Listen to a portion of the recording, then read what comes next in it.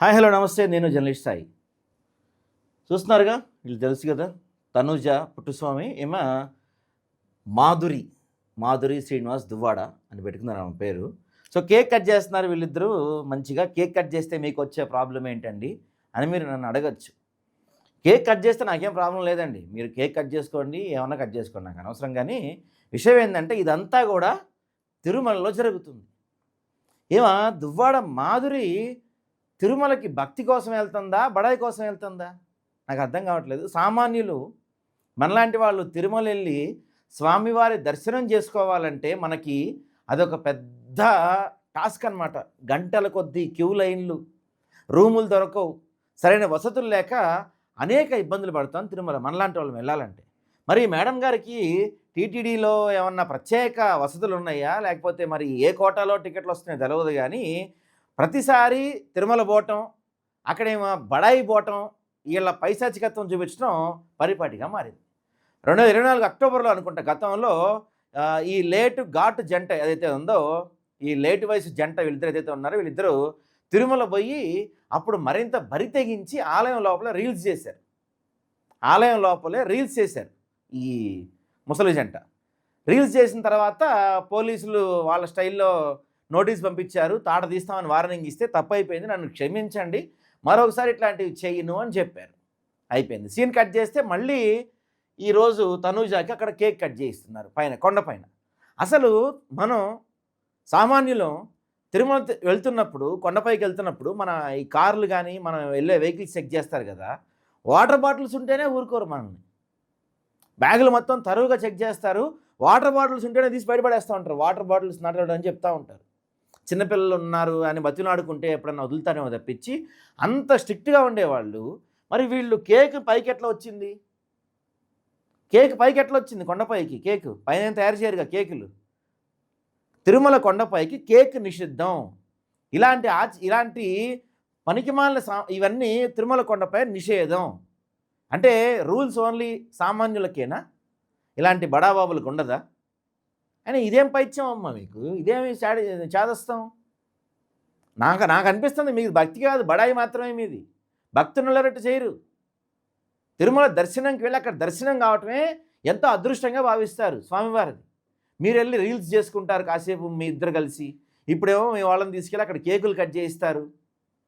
మీ మీద ఎలాగో చాలా ఉన్నాయి. తనూజ మీద యాక్చువల్గా పాపం మంచి ఒపీనియనే ఉంది జనాలందరికీ కూడా. కొంచెం వేసుకునే డ్రెస్సింగ్ కానీ, చేసే విధానం కానీ, మాట్లాడే పద్ధతి కానీ, ఇదంతా కొంచెం డీసెంట్గానే ఉంటుంది తనూజాది.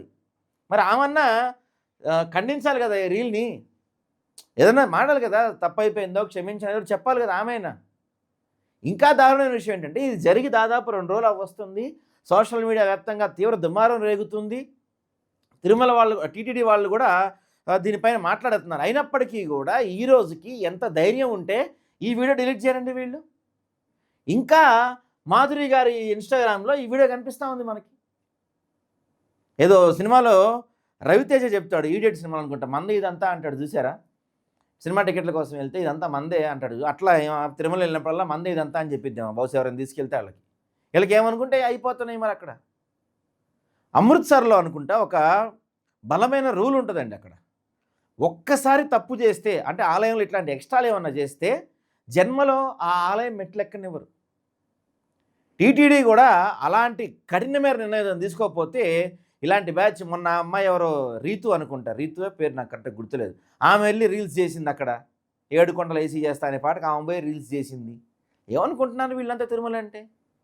ఒకళ్ళేమో ఇంకేదో రాజకీయం చేద్దానికి ప్రయత్నం చేసి బొక్క ఊరలో పడ్డారు. ఇలాంటి వాళ్ళంతా పోయి తిరుపతి పోయి రీల్స్ చేసుకుంటున్నారు. చంద్రబాబు నాయుడు గారు మొన్న ఒక సమావేశంలో మాట్లాడి తిరుమల ప్రతిష్టను దిగజారుస్తున్నారు, they are trying to decrease the power of God అని చెప్పి అన్నారు. ఎవరు పవర్ ఆఫ్ గాడ్ని తగ్గించడానికి ప్రయత్నం చేస్తున్నారు?